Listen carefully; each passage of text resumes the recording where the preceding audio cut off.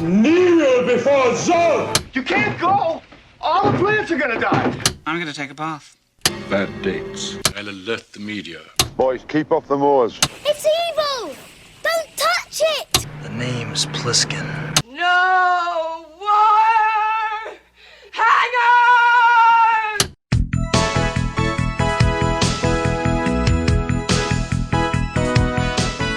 Welcome to Vintage Video, where we're rewatching the 80s so you don't have to. We'll be reviewing every major film release of the 1980s in chronological order, overanalyzing what you've seen and spoiling what you haven't. I'm Patrick O'Reilly. I'm Jesse Bayless. And I'm Richard Wells. And today we're discussing Neighbors, released December 18th, 1981. It was written by Larry Gelbart, based on a novel by Thomas Berger, directed by John G. Avildsen, and released by Columbia Pictures. And there's probably a couple uncredited writers there of Dan Aykroyd and John Belushi here. Thomas Berger's novel Neighbors was published in 1980 and was instantly the target of a bidding war between Jaws producers Richard D. Zanuck and David Brown against Rocky director John G. Avildsen and super agent Swifty Lazar. To avoid a prolonged and expensive contest, they decided to join forces, with Zanuck and Brown producing, Avildsen directing, and Lazar credited as executive producer, his first such credit. Do you remember the last time we brought up Swifty Lazar? I can think of 3 times so far that we've brought him up. What was the most recent? I don't know the most recent. I can only think of the one. Don't look at me. No idea. What's the one you got? I'm thinking of History of the World. Swiftus Lazarus? Yeah. There was that, and there was Mirror Cracked before that, but we've done one since that. Larry Gelbart, creator and developer of the MASH TV series, was attached to adapt the novel into a screenplay. Zanuck and Brown had a deal with 20th Century Fox, but studio head Sherry Lansing did not see the comedy in the story, and the eventual first draft from Gelbart didn't change her mind. I'm with Sherry. Yeah, 100%. The project floated to Columbia, who greenlit the adaptation with a $10 million budget, forcing Zanuck and Brown to abandon their hopes of casting A-lister comedians Gene Wilder and Steve Martin. The unexpected success of John Landis's Blues Brothers meant the SNL alums Dan Aykroyd and John Belushi were now big enough to hang a film on, and they'd cost a fraction of Wilder and Martin's rate. Gilda Radner was pursued to play one of the female leads, but turned it down to do Hanky Panky with future husband Gene Wilder, playing a part originally written for Richard Pryor. She was playing the part written for Richard Pryor. Oh. He stepped away from the movie, and then they rewrote it to be a love interest instead of a buddy comedy.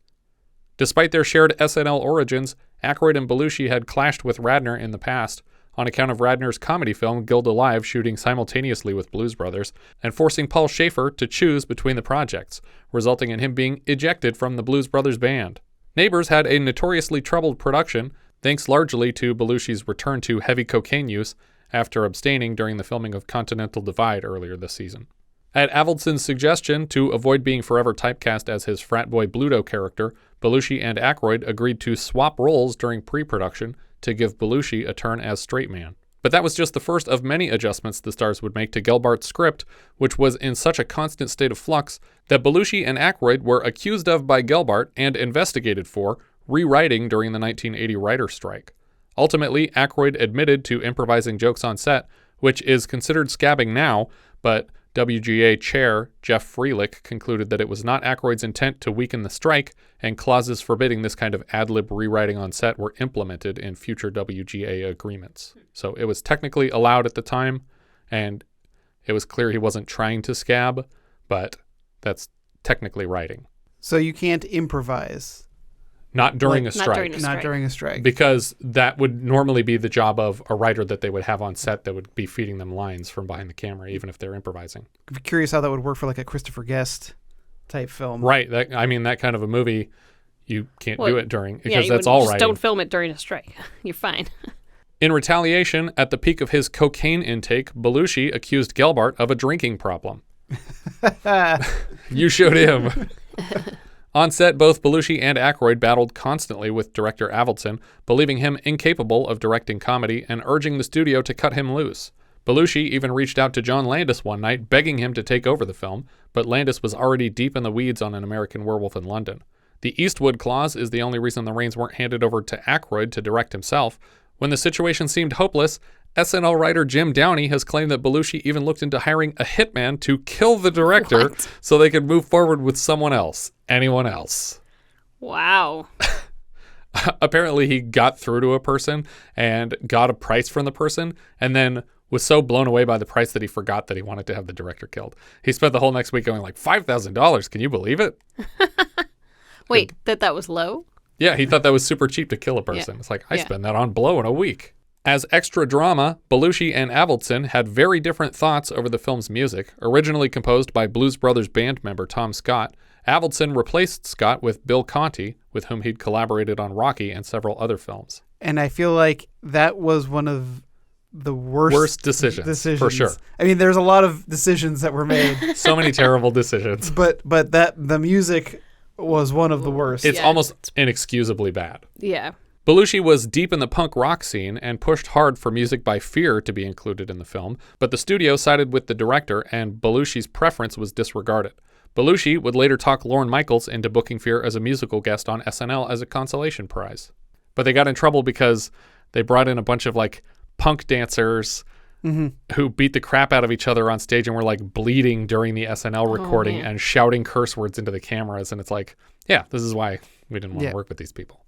Thorough test screenings revealed the film to be incredibly unpopular and confusing, leading to extensive rewrites and reshoots, though upon its release, the film turned a tidy profit due to the success of Blues Brothers and a brilliant strategy of opening the film super wide on an empty weekend so that the bulk of profits would be made before toxic word of mouth would spread.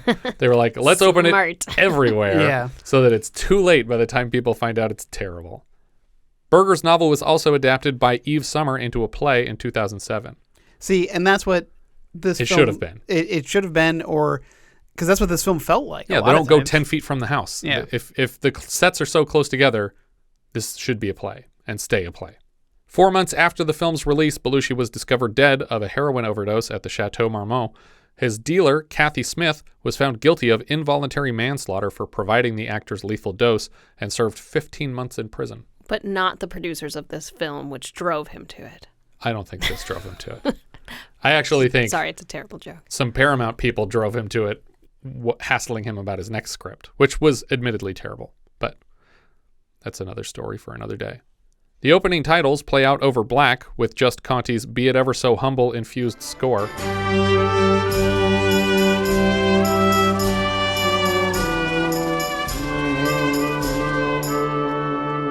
And this is like straight Looney Tunes. Yeah. Like, it feels like it should be a cartoon soundtrack.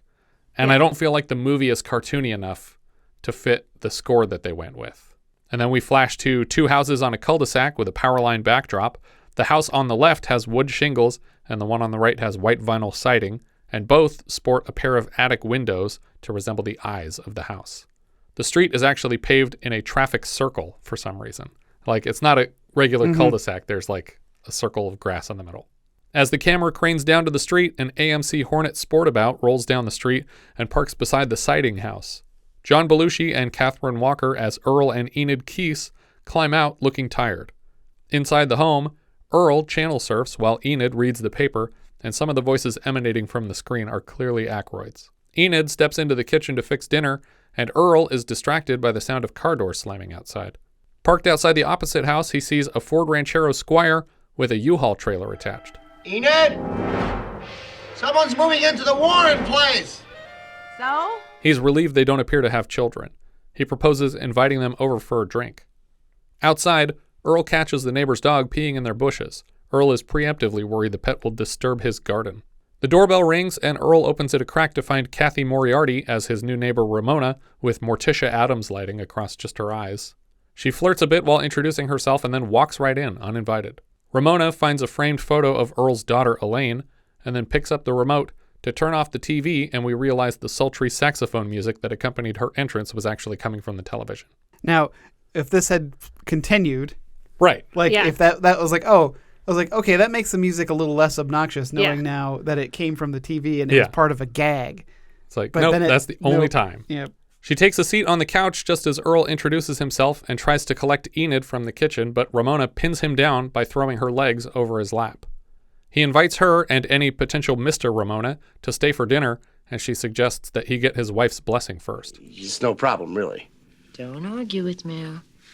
You wouldn't want me to have to pull down your pants and spank your little buns now, would you? In the kitchen, he finds Enid stabbing a block of frozen waffles to shreds. He's disappointed to learn they don't have a suitable meal to entertain guests with, but when he returns to the living room, Ramona is gone, and the TV is tuned to a horror film with a woman screaming in a theater. This is actually a clip from William Castle's The Tingler, which we've referenced in our review of Polyester because John Waters' Odorama was inspired by Castle's infamous gimmicks, and Waters used to seek out the specially wired chair at screenings of The Tingler, which was activated by various prompts in the film. So when the alien wandered out into the theater on screen, one chair would shake in the theater, and Waters was usually sitting in it. He suddenly notices a man sitting in the room watching the TV with him, and he introduces himself as Vic. This is Ramona's husband, played by Dan Aykroyd. Vic has apparently heard through the grapevine about the offered meal and admits to a disturbing hunger. What's on the menu, pal? I'm starved. Ramona and I haven't eaten all day. We could eat a baby's butt through a park bench. What the fuck? What does that mean? What the fuck? Earl starts to apologize about the lack of food, but Vic offers to pick up some takeout if Earl is paying. Earl gives him 3 10s and a 2, but Vic doesn't think that'll do it. Vic distractedly pulls down from Earl's bookshelf a copy of William Shirer's The Rise and Fall of the Third Reich with a big swastika on the spine. Yeah, I feel like... There's a couple Nazi hints in this film. Well, there's that, but there's also just, like, I get having a book about the history of the Reich. I feel like in the early 80s, everybody had like World War II books specifically. Right. But this book, at a glance, doesn't appear to be a World War II history book. It's a pretty famous one, though, actually. Is it? Okay, yeah. Because I was like, what? Yeah, because as soon as I saw it, I was like, I honestly, my first thought was, I've seen this book before. I don't know where, but I've definitely seen this book before, and I looked it up, and it's one of the like best known rise and fall of the Nazis books. Earl can't imagine where Vic intends to find food around here, but he says he found a new place that just opened up. But it's got a cute name. Caesar's Garlic Wars. A turn on Julius Caesar's historic Gallic Wars. Earl knows the neighborhood and never saw such a place, but backs off on the point when Vic appears offended to be second guessed on the matter. And I read the book, and I liked in the book that he pointed out, like, there's no way he came up with that joke off the top of his head, so it must really exist. Yeah. Vic says his brakes are out and asks to borrow Earl's car for the drive. Earl heads upstairs to get his car keys, and in his bedroom finds Ramona naked under the covers of his bed. She claims that she had to use their bath because there's a dead rat in her and Vic's bathtub. She leans up in bed, revealing her breasts to him with an inexplicable theremin chirp on the soundtrack. They make so many weird musical hints that these people are aliens. Well, I mean, yeah, I was gonna save that. Maybe they are. I don't know. I was gonna save it to the end, but yeah, I have a theory. I mean, the most blatant alien hint is the fact that, as we were discussing before the record, that Dan Aykroyd was born with heterochromia, and that he has 2 eyes that are 2 different colors, and so he's wearing bright blue contact lenses, but in such a way that they're causing his pupils to dilate beyond like a regular size, so he looks completely fucking crazy every time the camera is just on his eyes. Earl creeps out of the room and finds Vic going through papers in his office desk. Vic claims he just needed paper to write the order down. Earl hands over the keys and Vic slips out the door. He tells Enid he sent the neighbors out for food, so she says she's going to change, and Earl blocks her path so she doesn't find the naked woman in her bed. Let her find this lady, though. I don't know why she's there. She says she had to use our bath. That makes as little sense to me as it should to you. That's not me in trouble. Earl watches Vic park the car at the house across the street. Earl sneaks outside and catches Enid tossing the steak from the fridge to the neighbor's dog to eat. I'm confused about this, because didn't she say she didn't have steak? Yeah. Yeah. So where is this steak coming from? She had it. She had it, but she didn't want to cook it for him? Like, I don't understand. So many things here seem Enid character arbitrary. is the worst written nonsense character in the story. None of them seem to have clear motivations, though. It seems like everyone's motivation is just to do whatever emasculates and frustrates Earl the most. And in this case, it's, you liked a thing? Well, guess what? I threw that thing to a thing you didn't like, and the thing you don't like ate the thing that you like. Yeah, that's weird. Earl crawls up to Vic's house when he hears music playing inside and finds the man making the food he claimed he would go pick up. But he drops a handful of noodles on the dirty floor and then scoops them back into the pot. Or some of them. Like, just a couple of them. Next, They're going to get boiled again anyway. Yeah, for sure. Yeah, everything's safe. Next, he moves to investigate Vic's car and he finds an RC plane in the back with a miniature doll of Vic in the pilot seat. I think it's supposed to be Vic. He tests the brakes to see if Vic was lying, but he wasn't, and Earl accidentally sends the car down the driveway and through some bushes into a swampy marsh. He looks vaguely remorseful and then notices Ramona ringing his doorbell in the background. Ramona tells Enid she needs to borrow the phone to report their car stolen. Ramona says their baby was in the backseat, and Enid doesn't bat an eye at this detail. Your car was stolen with a baby in the backseat? But Earl freaks out until he crosses paths with Vic in the yard, who explains that they call the dog baby and don't have kids. And also that he just saw the dog, so the dog is not in the car either. Enid burns the waffles, and as they enter the room together, Earl learns that apparently Vic and his wife were acquainted hours ago. She tells Vic that she's willing to watch their dog baby anytime. Well, I want him to have every advantage I was denied as a young dog. This was actually the only line that I laughed at. Every advantage I was denied as a young dog. And it's 100% from the book, word for word. Vic and Enid set the table, and Earl is sent to find Ramona. Weirdly, he finds her on the porch, and she admits that she saw what he did to the car. She suggests $1,500 as reimbursement. He seems surprised at the price, but realizes that she's blackmailing him for silence. At the dinner table, Ramona makes a lot of jokes about measuring balls, and Enid and Vic find the jokes very funny, but their laughter feels as forced as it would have to be because none of this is especially funny. Earl basically calls Vic a liar about where he got the food, so he changes his story to a second shop. Then Earl calls him out again based on all the phony details of the second story, and Vic finally admits the truth, that he made all this food. But he doesn't, give him the $32 back. No. He tries to make it sound generous of him, but he took Earl's money and pretended to pay for this. To keep the honesty flowing, Ramona prompts Earl to admit his own secret, but he doesn't seem willing to. Enid asks Ramona to share the secret, but she doesn't mention the car. He tried to pork me. Pork you? What? Vic says they'll have to leave in light of this revelation. After they go, Earl complains about her not mentioning having met Vic earlier and for staring at his unit during dinner, which we didn't even get an insert to imply that was happening. Mm-hmm. Then he asks why she fed the dog all the steak, and she says Vic told her to take care of his dog, even though he never left the cul-de-sac and the dog didn't need taking care of. Feed him burnt waffles. It's a dog. Suddenly, the glow of arcing electricity pours in through the blinds, and they can hear the neighbors wrestling with the dog near the power lines. By the time they get outside, Baby is fluffy and glowing. Apparently, the dog peed on the transmission tower and got zapped. Vic checks the dog out, and Baby seems fine, and then a crow lands on the same power line and drops to the ground electrocuted and smoldering.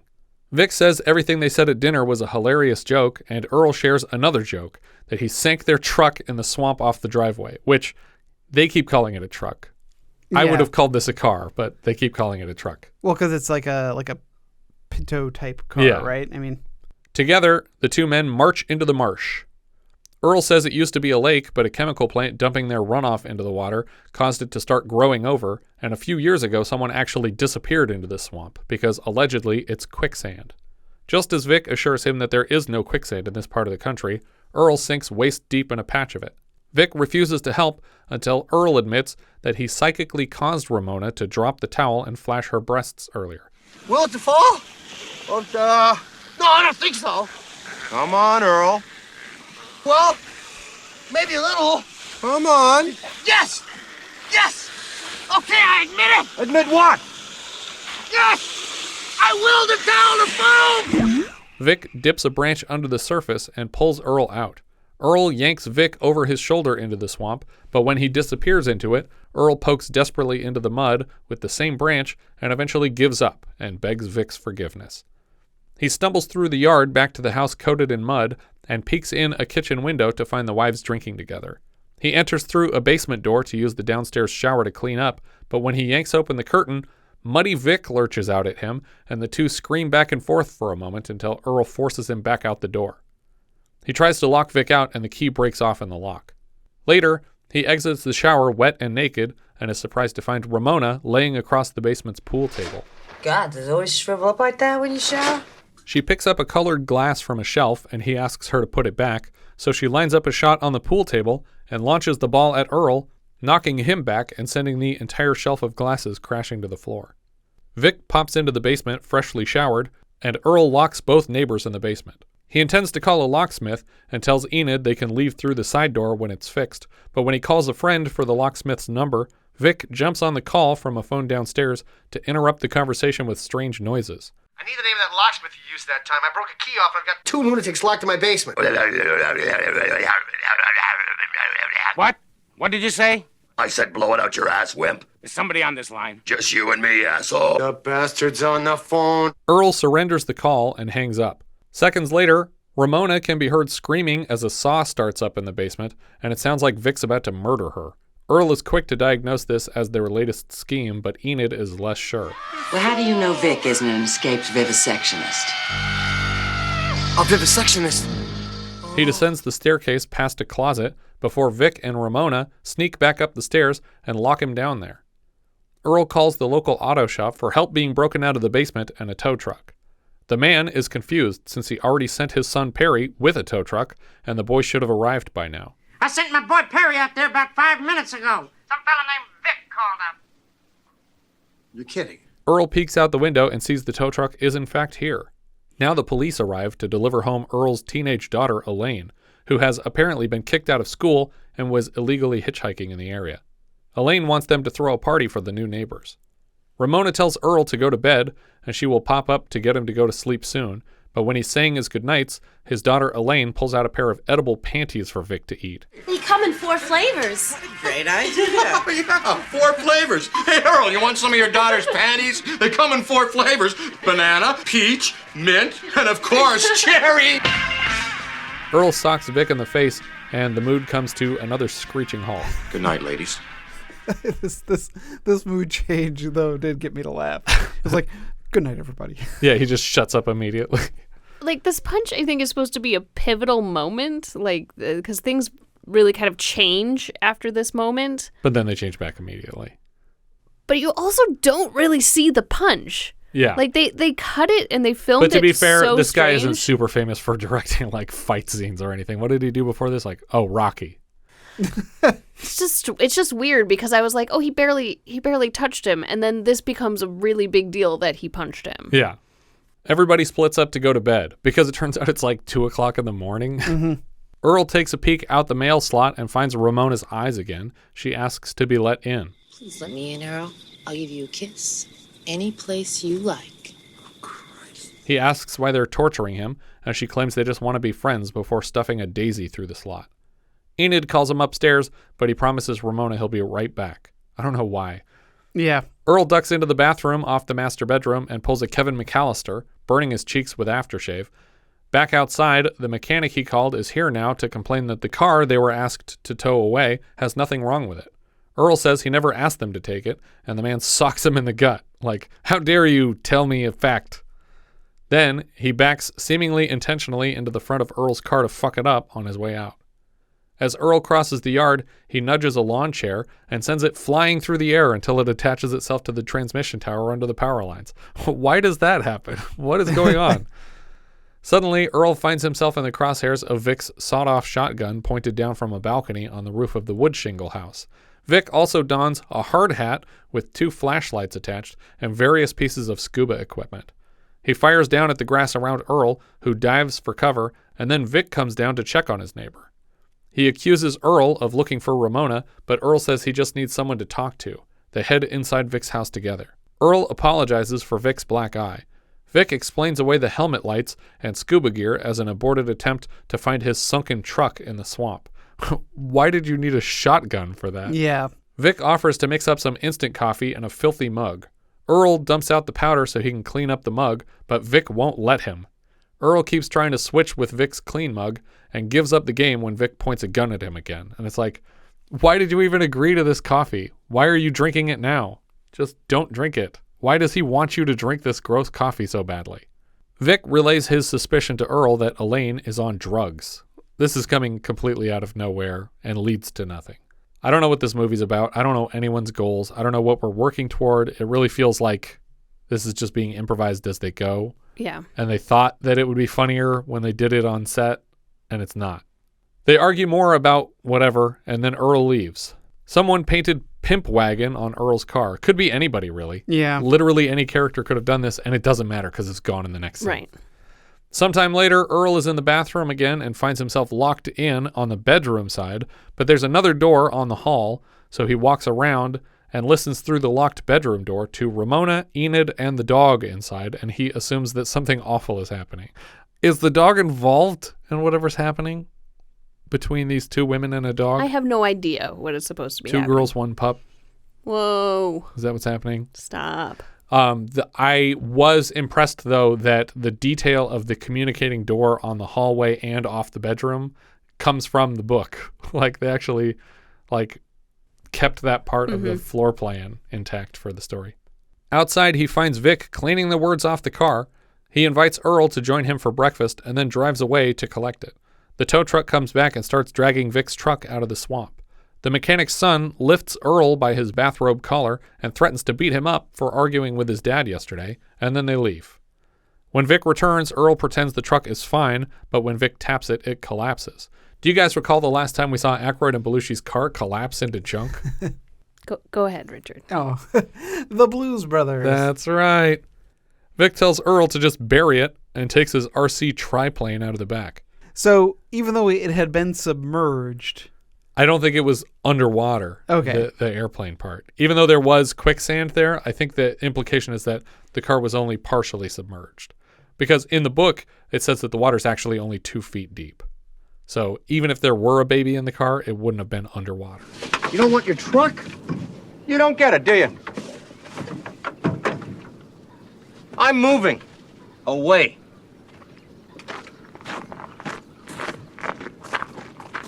Moving? Moving? What do you mean moving? You haven't been here 24 hours yet. What's wrong? No, I don't know. Why is Earl asking this man to stay? He says he's lonely and last night was the best Friday he's had in recent memory. Is that possible? This is such a weird turn that the movie takes here. He's hated him this whole time. And now he just desperately wants him to stay. But the book does the same thing. Well, if I'm looking at it correctly, I think that he's the type of person, he doesn't want him to leave because of him. He doesn't want to be the bad guy. I don't think it's a guilt thing at all. I think he's literally so bored with his suburban life that he's like, any change is good. But please stay. We haven't gotten that from him. Not at all.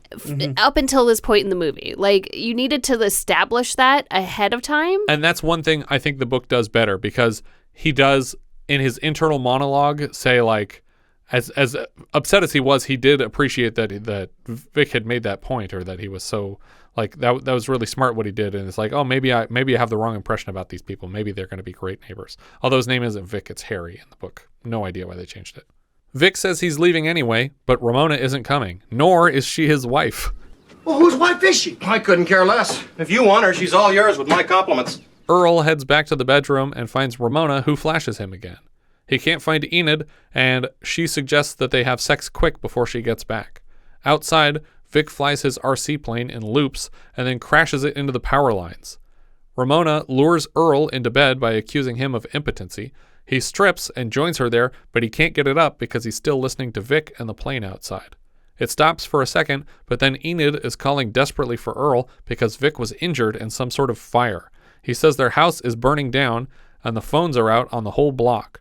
Earl doesn't see any fire outside and accuses him of lying again. I don't understand this character, because the only thing that was keeping him from Ramona was thinking that she was actually married to Vic, not the fact that he himself was also married. No, I think Enid, like, before they made it clear that before he even knew Vic existed, when it was just Ramona, and he only thought his wife would find out about it, he was refusing to get into bed with her. Why is it suddenly changed now? I don't know. Because she said, "Oh, you're not going to get into bed with me? What, you're not going to have sex with me?" And he's like, "Fine, then I will." Yeah. It doesn't make any sense. But his wife's around. Right. Yeah.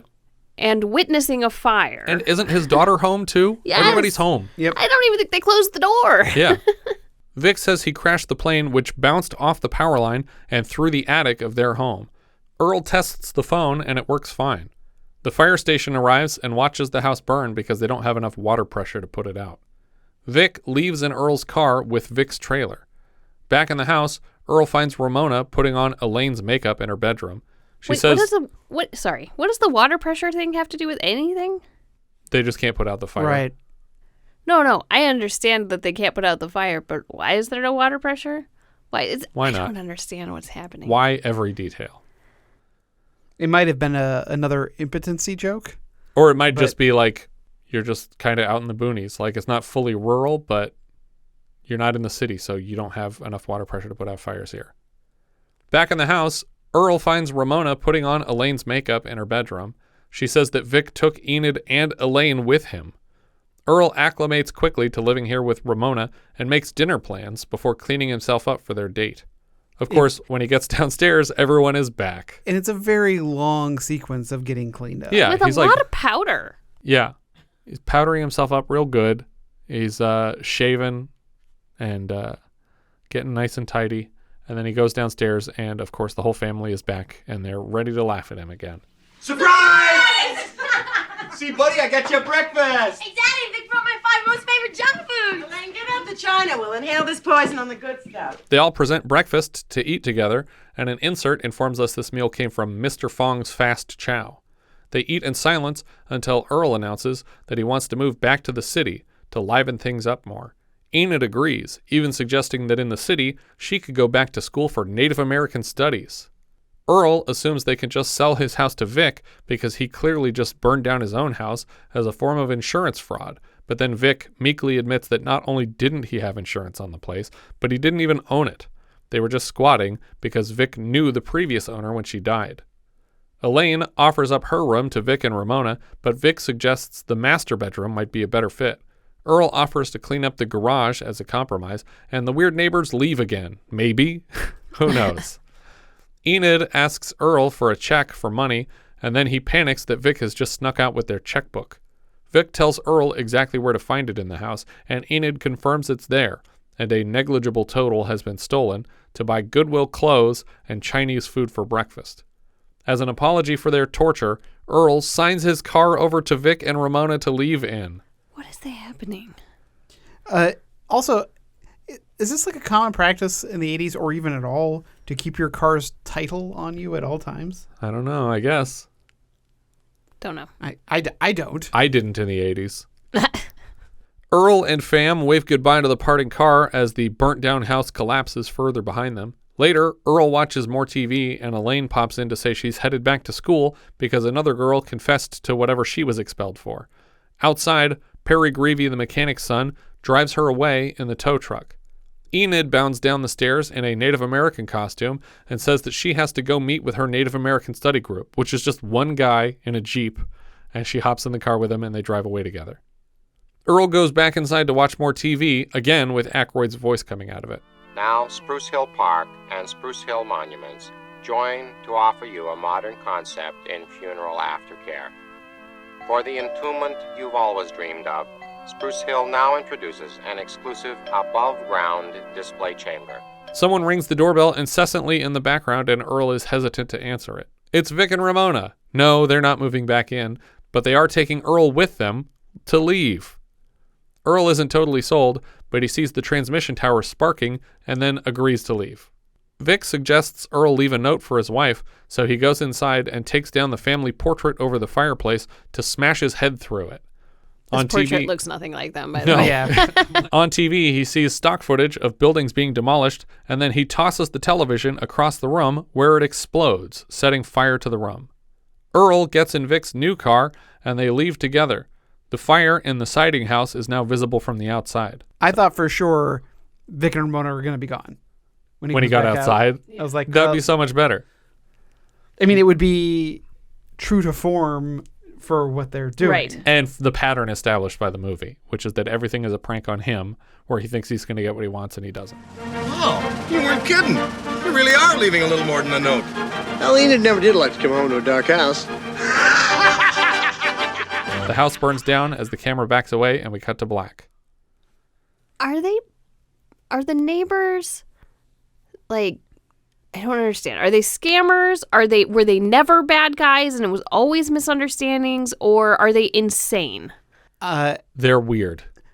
My interpretation, after a long thought about this movie, just more than it deserves, is they're not human.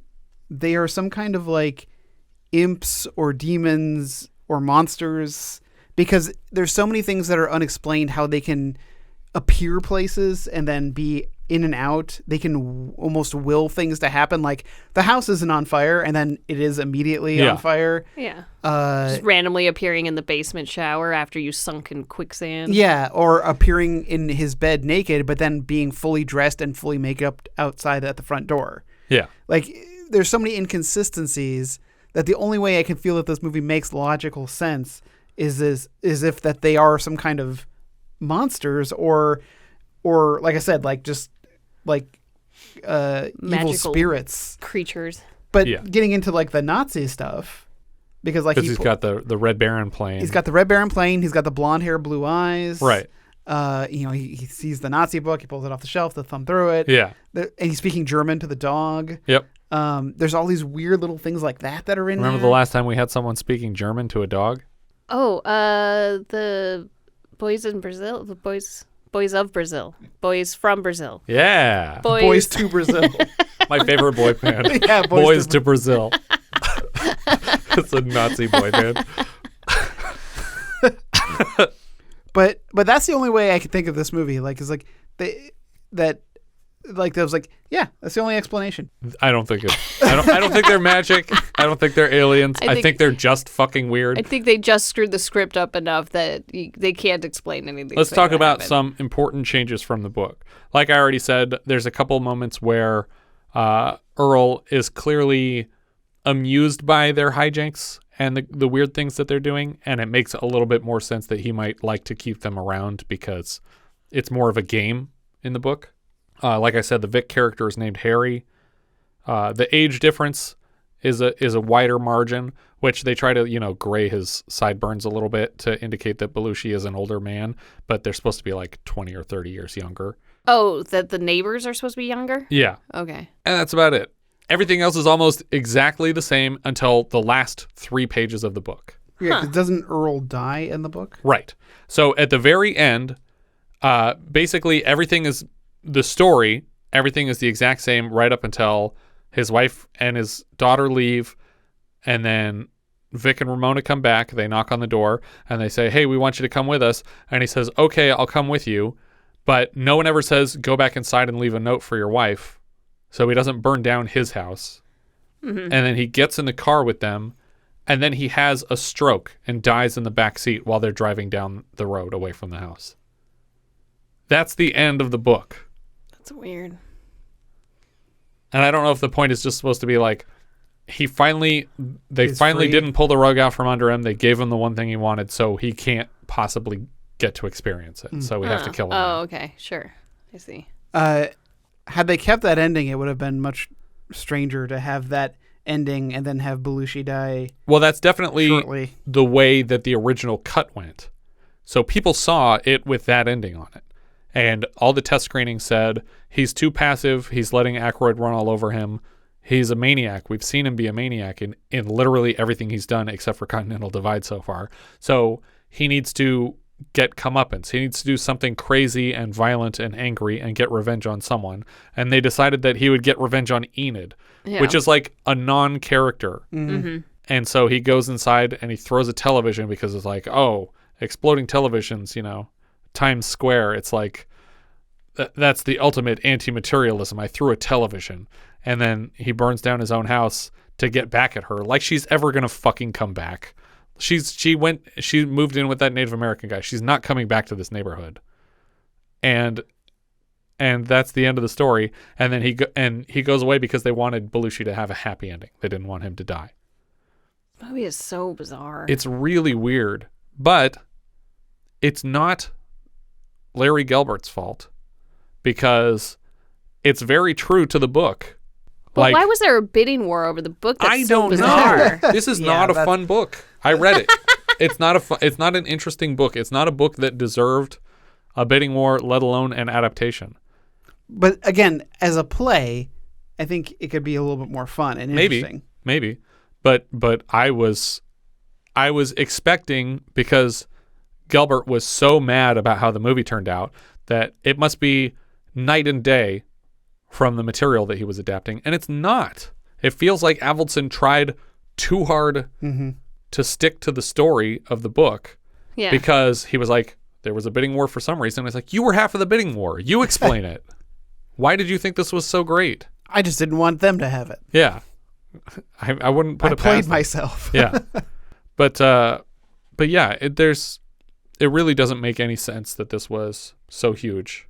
And then it made money. But I mean, you explained why. It made money because of their trick, yeah. But I mean, the reviews were terrible. I mean, it was, no one had any misgivings about it. They knew this was a bad movie. Everybody involved hated it by the time it came out. But, and I'm probably giving away too much here, is I didn't hate it.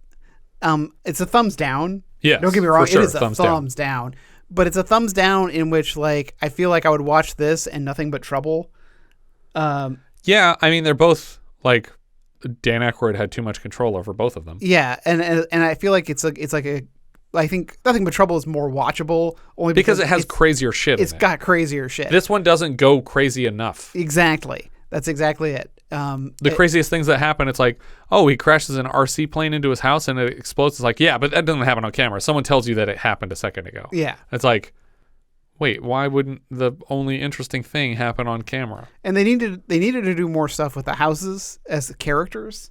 Sure, yeah. If you're going to give them eyes, then we need to see stuff happen to them. Because there's only one time where like Belushi's house is actually looking over at Vic's house. Yeah.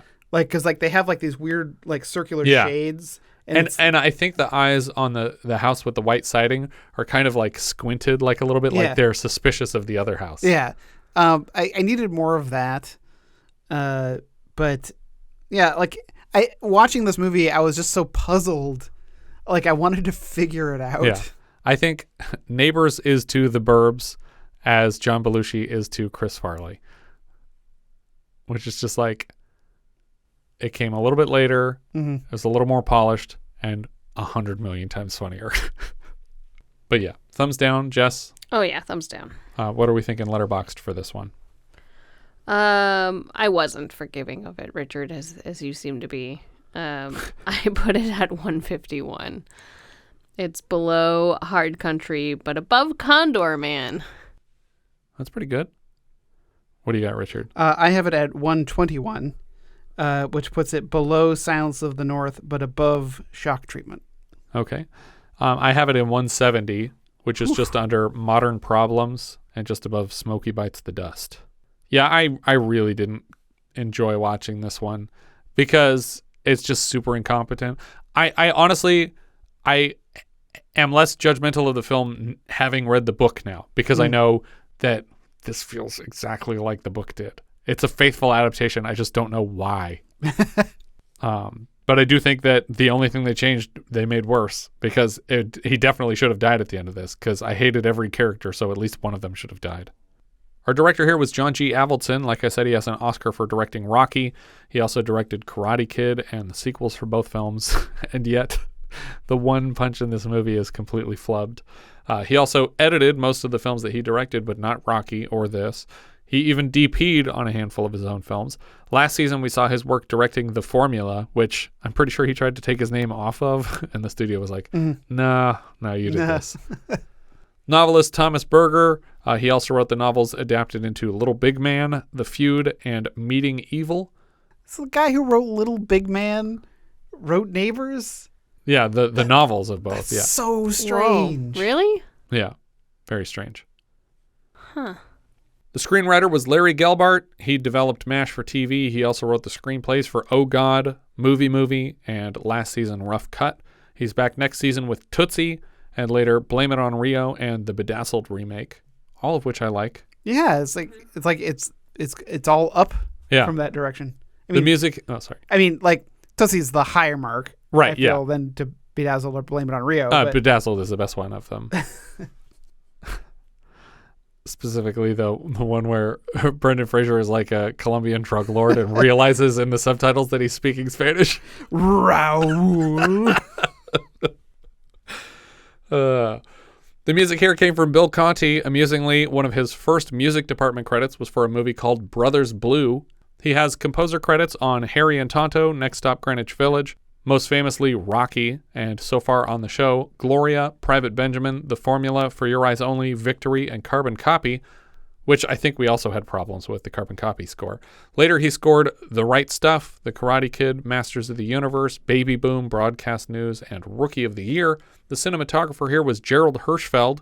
He was the DP of Failsafe, Doc, and Young Frankenstein before this. Next season, he lights My Favorite Year, and later Mel Brooks' vehicle To Be or Not to Be. Oh man, Failsafe was amazingly shot. Yeah. The editor here was Jane Curson.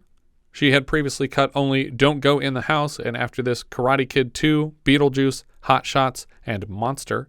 John Belushi played Earl Keese. Bizarrely, Avildsen's first choice for this part was Rodney Dangerfield. Oh, no. Terrible, terrible choice, but more age appropriate. Obviously, Belushi was a member of the original SNL cast. Before Neighbors, he had appeared in 2 flops for Spielberg, 1941, and more recently, the Lawrence Kasdan-written Continental Divide, and 2 bona fide blockbusters, Animal House and Blues Brothers. His first feature credit was in the relatively unknown animated film Tarzoon: Shame of the Jungle with Bill Murray in 1975. He also showed up in Jack Nicholson's Goin' South, but this would be his final film. After Neighbors, Belushi was trying to get a movie made called Noble Rot.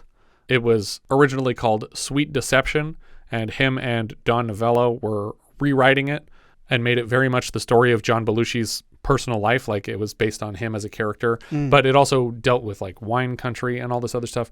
Terrible script. They were both just super coked up the whole time, and it was a mess. And the studio hated it, but because his movies had been making money for a while, he had a pay-or-play deal with Paramount, and they really didn't want to make the movie, but they couldn't say no. So instead, they tried to sell him on starring in a different movie, which was written by John Hughes, and it was called National Lampoon's The Joy of Sex, which was a comedic adaptation of the actual novel, The Joy of Sex. And it was supposed to be directed by Penny Marshall, but that obviously fell apart when he passed away. Kathryn Walker played Enid Keese. She previously appeared in Slapshot and Claudia Wheel's Girlfriends. Later, she shows up in Daryl. She was also the girlfriend of National Lampoon founder Doug Kenney at the time of his recent passing. Cathy Moriarty played Ramona. She made her big screen debut last year in Raging Bull and landed an Oscar nom right out of the gate. She plays Sylvester's mom in Kindergarten Cop, Patti LaPresti in Analyze That, and Mary Brown in But I'm a Cheerleader. She sort of reunites with Dan Aykroyd in Casper, where he shows up in a cameo as Ghostbuster Ray Stantz. Cathy Moriarty in this film, one, is amazingly gorgeous, but she's kind of trying to lay on like this like sultry like tone this whole movie. Yeah. But where she always shines for me is when she gets really agitated or is yelling, because that's like when I get her from Casper. Yeah. When she's angry. Yeah.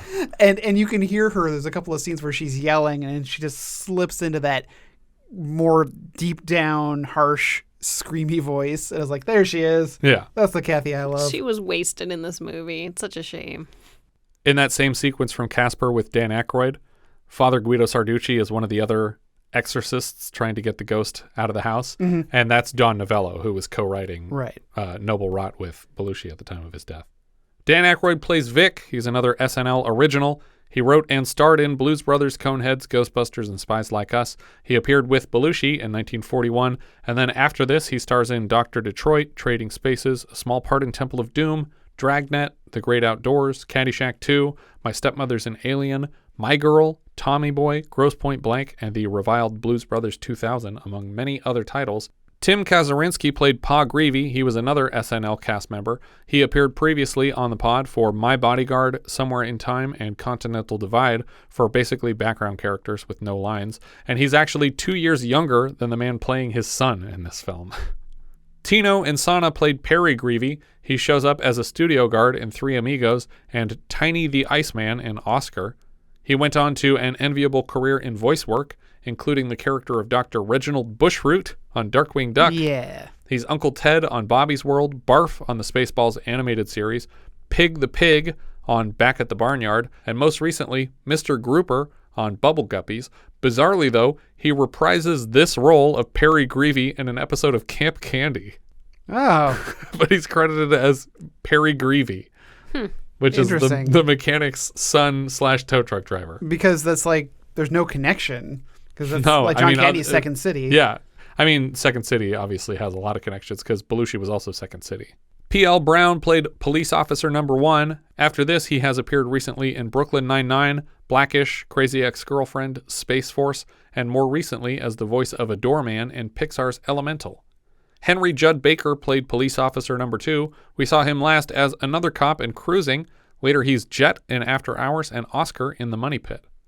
Lauren Marie Taylor played Elaine Keese. She was recently Vicky in Friday the 13th Part 2, the one with the brown undies that was hitting on Wheelchair Guy. And next season, she appears as Sheila Robinson in slasher Girls' Night Out. Bernie Friedman played Additional Fireman. He was Abe in Blood Rage. That's the last of the credits I have for this one. I think that's everything for Neighbors. If you have any thoughts you'd like to share, you can find all our socials at linktree/vintagevideopod. What's that sound? We got one! That's right, it's a new patron, Andrew Chilton. As a $5 patron of the show, Andrew now has access to 45 full-size 70s reviews and a hand in choosing next month's film. For November of 1973, our $5 patrons are choosing between the following 5 titles. Ash Wednesday, Larry Pierce's drama about a middle-aged woman and her affairs with plastic surgery and a younger man. It stars Elizabeth Taylor, Henry Fonda, and Helmut Berger.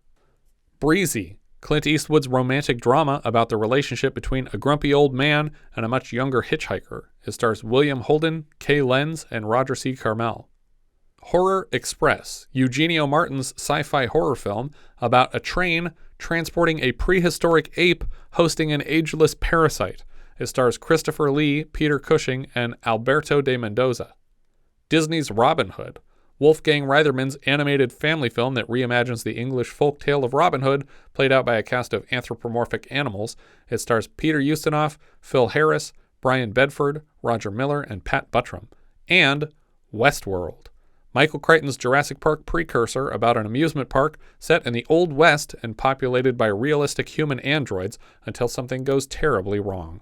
It stars Yul Brynner, Richard Benjamin, and James Brolin, each of which celebrate their 50th anniversaries in the month of November. Thank you so much for listening, and I hope you'll join us next time when we'll be discussing Sharky's Machine, which IMDb describes like so. Tom Sharkey is demoted to vice after a bust goes terribly wrong, and he and his team stumble across a mob murder tied to prostitution and government. We leave you now with the trailer for Sharky's Machine. Orion Pictures presents Burt Reynolds in Sharky's Machine. If you don't get out now, I'm going to have to call the police. I am the police. Sharky, vice. They were just street cops until they teamed up with Sharky and became Sharky's Machine. 7 ladies. One's got her hooks into Hodgkins, and that's the one the department won't let us touch. Now, doesn't that tell you anything? $1,000 a night. Is that right? Is that what they get? I want to watch her. Found the clock. Who? Domino with an E. Domino. So waste, you busting hookers? The last casualty they had in Vice was a suicide. What the hell are we doing? Well, we're here to arrest souls that might be offering to perform sexual acts for money. The man with the smiling eyes. Sharky, vice. Low-life creep. Even if there is one guy squeezing this town, he's too high to reach. Great reputation here. Slave trade. They buy him, kidnap him, then they break him down. Drugs, rape, whatever the hell it takes, then they sell him. Who is they? Tim and his brother, Albert Scarelli. You're an outcast about to lose that badge of yours. You're a strange guy, Sharky. Yeah, that's what everybody says. You know you got a big communication problem here, Sharky. He wants you dead. Then I am dead. Where is Domino? You should have just brought the girl in.